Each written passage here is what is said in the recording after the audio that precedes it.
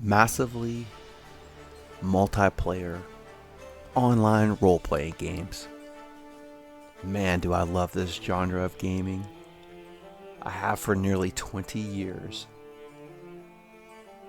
There's an upcoming in development old school MMORPG called Monsters in Memory that has caught my attention over the last 6 months or so. And it's focused on, grouping, simple strategic gameplay and community. I played in a few test sessions over the last 4 or 5 months. The soul of the game, that is Monsters and Memories, kind of wears its name on its sleeve with the term memories. That got me to thinking and reflecting a bit over me playing MMOs over the years and what I've loved about each of them, especially the memories part. If you've ever played MMOs, you maybe have some core memories about your experiences playing those games. Are Riley's memories, and they're mostly happy, you'll notice, not to brag.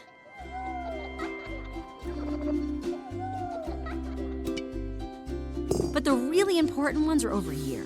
I don't want to get too technical, but these are called core memories. Each one came from a super important time in Riley's life.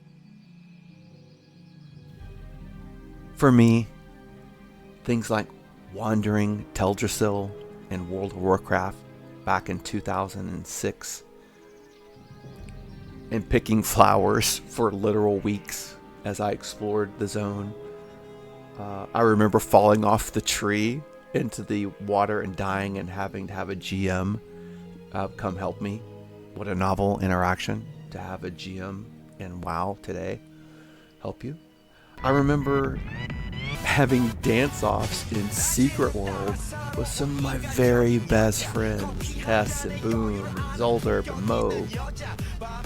We didn't accomplish much, but we laughed a lot.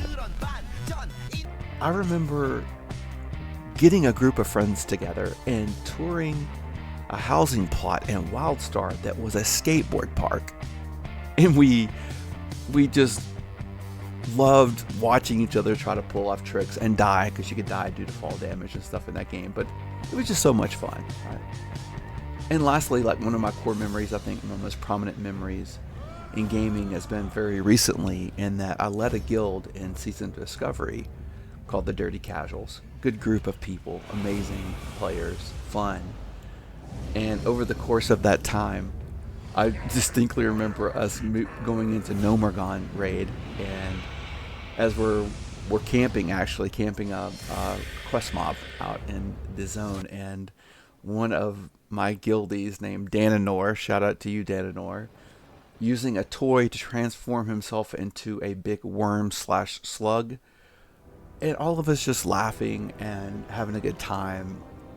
And we weren't getting loot, we weren't progressing, but man, we were having a lot of fun.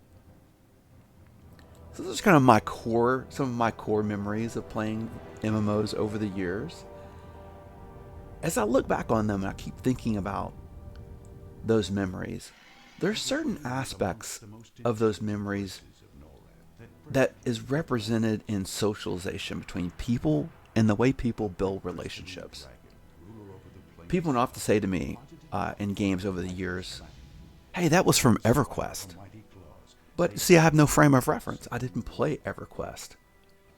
Since that time, I've come to realize that many of the core memories I have in games are inspired by the mechanics and the design of EverQuest. Those things have been brought over into modern MMOs. At least modern MMOs of the early 2000s. I come to you in this video with a perspective of a WoW Classic / Vanilla WoW player as my first MMO, not as EverQuest. There are tons of videos of former EverQuest players discussing Monsters and Memories. This video is going to be different. This video is going to be primarily from a player who first experienced his first MMORPG in Vanilla World of Warcraft back in 05 and 06. My goal in this video is to introduce Monsters and Memories, or MnM as you'll hear me say throughout the course of this video, to friends I've played with over the years in lots of different MMOs. And more recently, friends I've played with in WoW Classic and Season of Discovery. However, this video may be appealing to a larger audience because I know that a lot of people currently in WoW Classic are not happy and possibly looking for another experience to meet new people and have fun. I want to present some arguments in this video about how people experienced a lot of things in Vanilla WoW and SoD and Classic WoW that maybe you don't think about being tied to some of the mechanics of EverQuest or currently Monsters and Memory. But I just want to draw some arguments that might make you think about how some of those experiences and memories that you've had in those games over the years can absolutely be directly tied to what was done in the past in EQ and what's currently being done now in Monsters and Memories. A couple of assumptions as we kind of go through the video. I assume that everyone watching this has a good understanding of the way mechanics in the game of Vanilla World of Warcraft work. So I'll be drawing a lot of parallels back to that game. And secondarily, I think it's important to also define what the developers of Monsters and Memories say the game is. So I'm looking at their tenets page, kind of what their game is focused on. It's focused on grouping, slower progression, open world design, camping instead of clearing. We'll talk about that in a few minutes. Combat, emphasizing strategic decision making, not how many actions per minute. Large zones, text-based interactions, making sure that the world is filled with places, races, and classes that feel familiar yet unpredictable. Simple gameplay, slower gameplay, persistence, and ongoing involvement in the world where you're living in the world, right? As opposed to just clearing an instance. So all these things are kind of what Monsters and Memories is about. And the arguments I'm about to make kind of draw a comparison between these two games. Argument number 1. Camping versus clearing. So in WoW, or World of Warcraft Classic, or Vanilla, or SoD even, the goal often is to get into a dungeon that's instance. So you zone in, the only you and your group is in that area, and you're trying to clear through that by killing all the mobs. You're trying to kill bosses and get loot and get out. It's a very has a beginning, has a middle, has an end kind of event that can be sped through if you're not being careful. And in Monsters and Memories, it's different. It's kind of based on camping, which for a World of Warcraft player was kind of a new phenomenon to me. And that is, you establish like a foothold somewhere, like where you literally in this game you will build a fire. In Monsters and Memory, campfires are really important. The world is dark. You get a buff, an experience buff by being next to a campfire, and essentially your group of 6 people, not 5 like you would have in WoW. You have 6 players. You sit around the campfire. You engage in pulling. So a person often will go out and find mobs and bring them back to the fire or the camp. And sometimes, people in your group have to CC. Obviously, you have tanks. Obviously, you have healers, and you have DPS, right? And you kind of hang around this fire. You pull mobs back to you. Sometimes bosses spawn in place where regular monsters or mobs are located, and you just kind of have this experience where like it's a very chilled experience. You quite literally have to put wood on the fire, so you're sitting around the fire, and maybe the fire's going out, and one of you throws an extra log on the fire. Others are going pulling. Others are trying to meditate and get their mana back. But it's very chill, and it's not a speed exercise. And if I think back to some of my core memories I've had, like with hanging out with friends, whether that be, the dance off in Secret World or touring the skate park in Wildstar, we really didn't have a goal to get in and out of that experience quickly. It was something that we just enjoyed hanging out and doing. And so I think that one reason that a lot of WoW Classic players might enjoy Monsters in Memory is they've kind of forgotten. They've forgotten how fun it is just to socialize and hang around with other people. Argument number 2. The world versus the UI. In Monsters in Memories, the game is designed in a way that the interface is very minimal.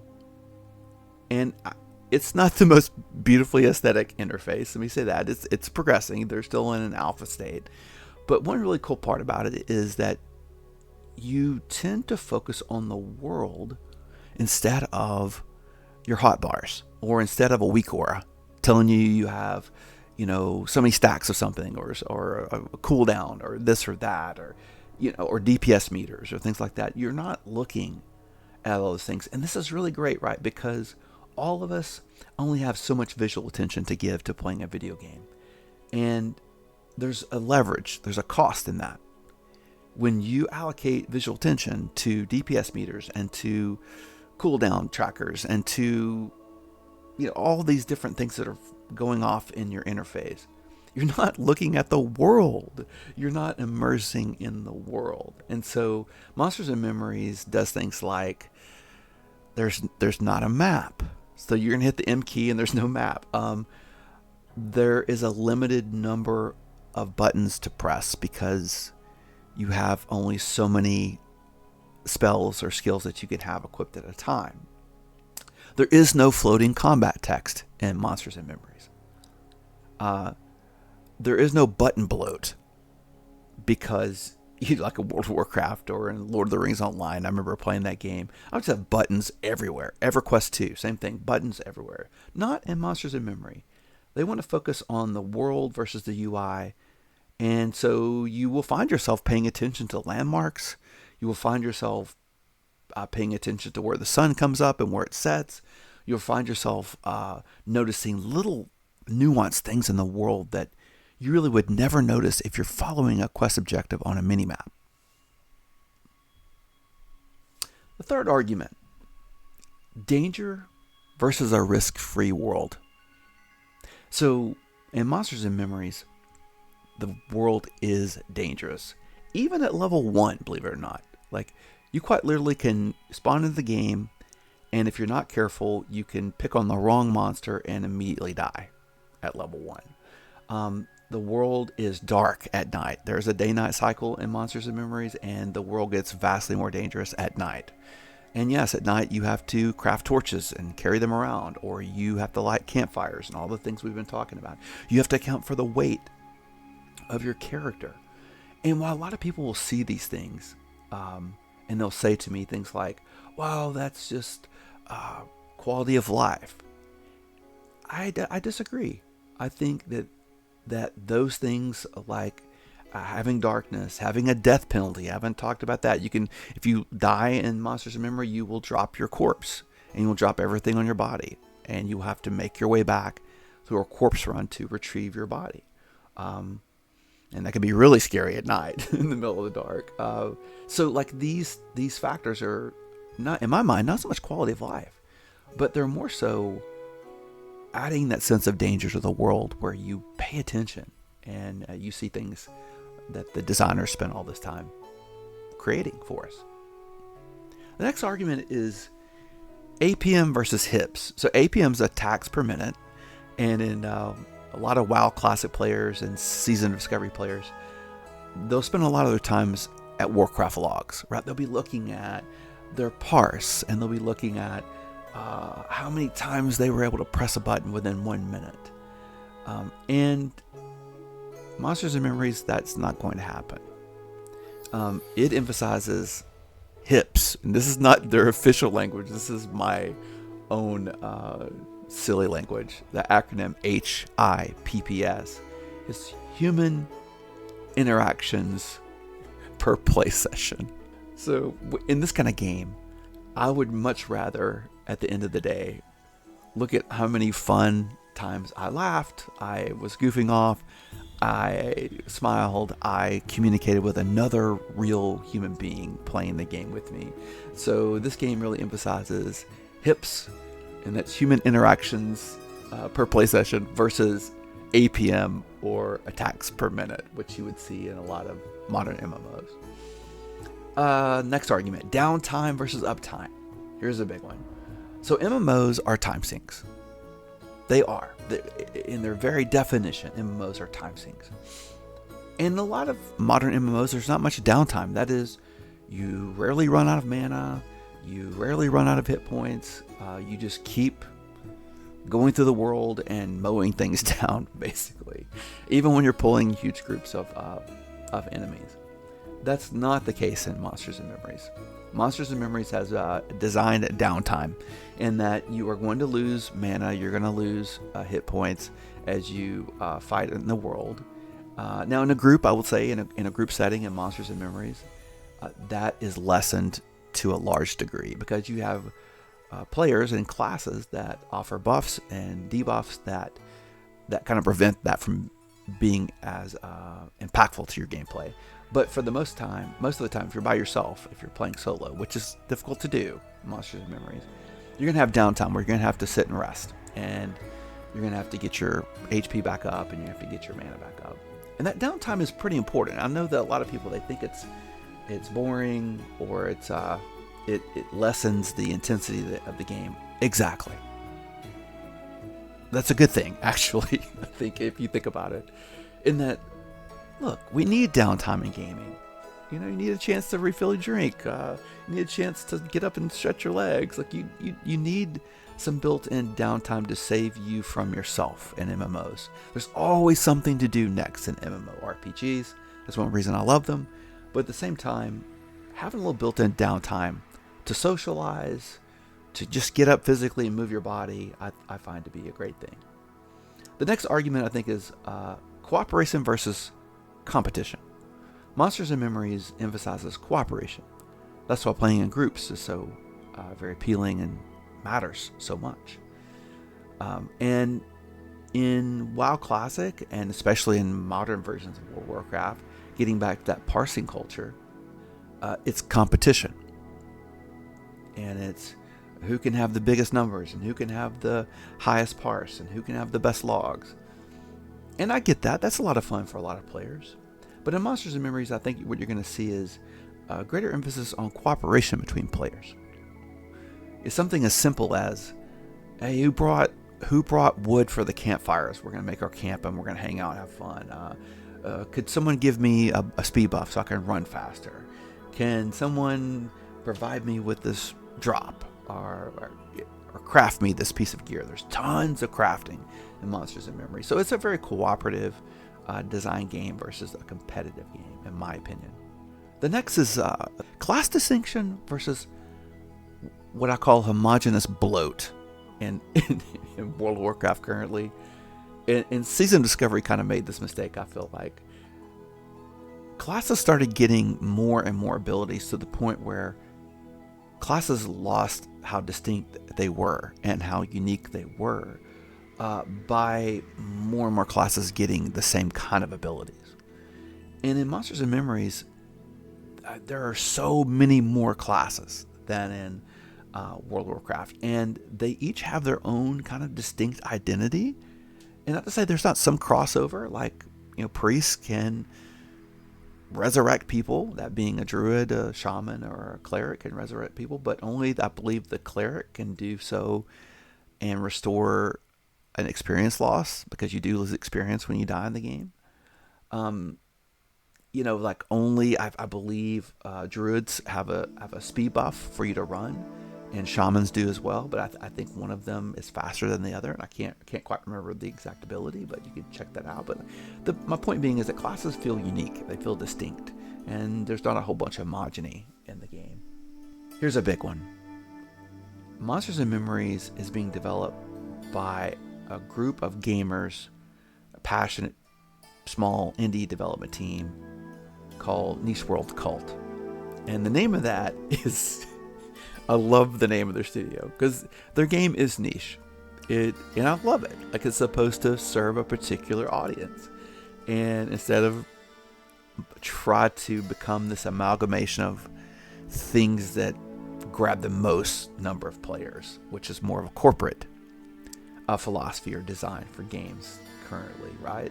And because they have that very niche kind of goal in the way they develop their games, you're going to see some big differences in the way Monsters in Memory works versus, let's say, World of Warcraft.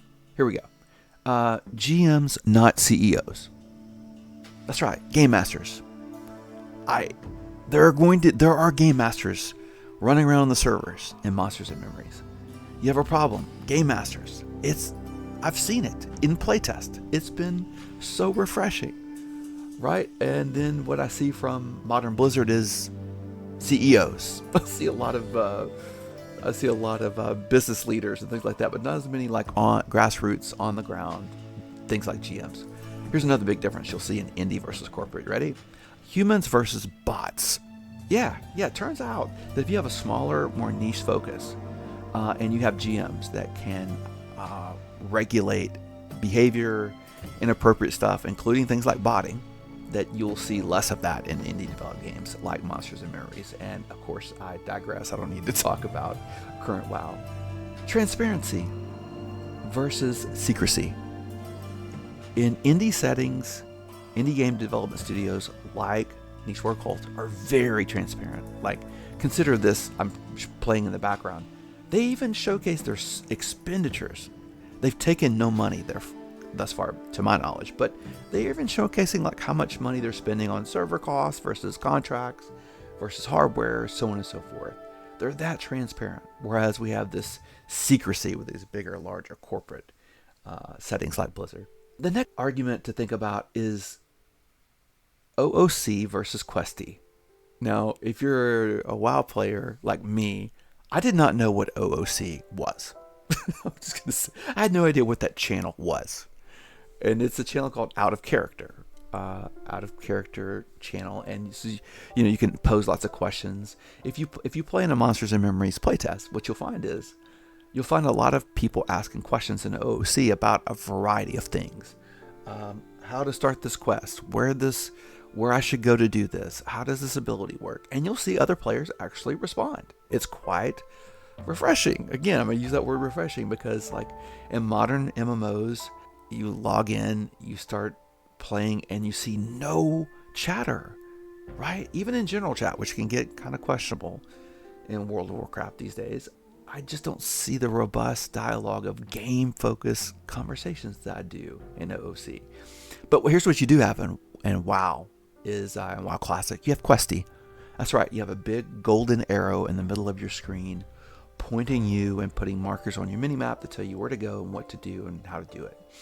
It's just very different in Monsters and Memories. In this past playtest, I decided to go to the Wood Elf starting area, which is called Evershade Weald.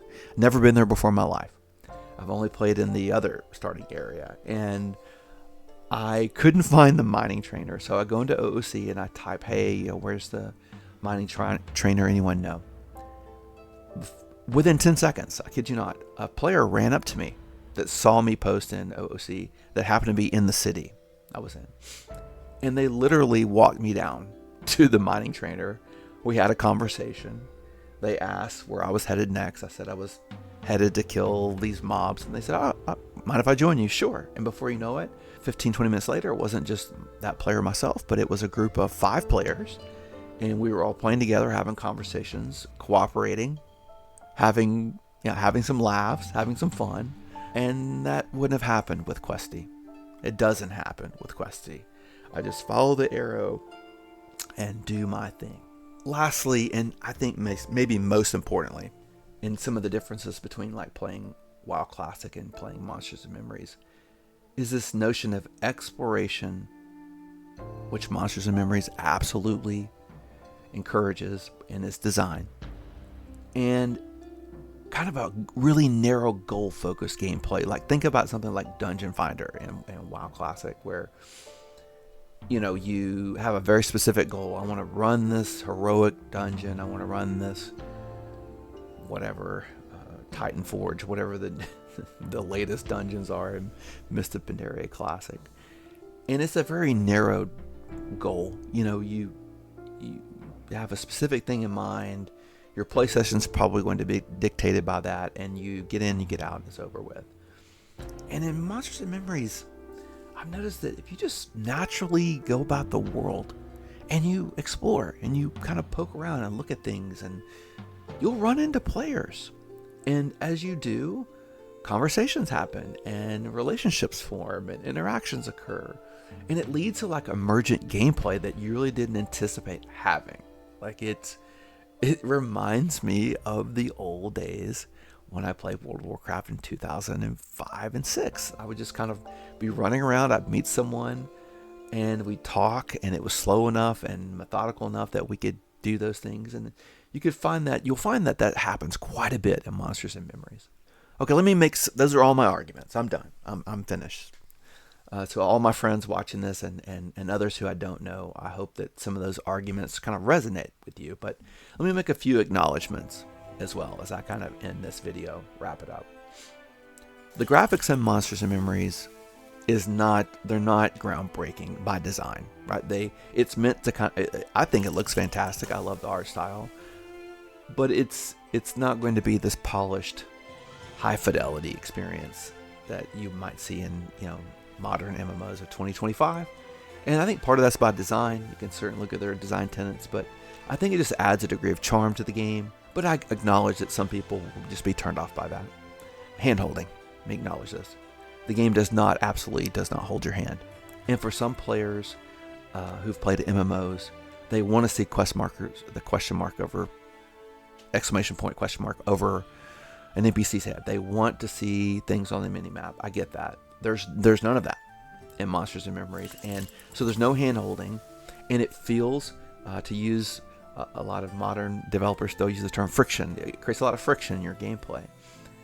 And I encourage you to do this. If you decide to try Monsters and Memories, don't quit right away. Like, even if it feels rough to you that there's no hand-holding, give it some time. Like, keep persevering, and I think what you'll find is that there's a degree of charm that kind of shows about the game as you kind of get over that hand-holding aspect of the game.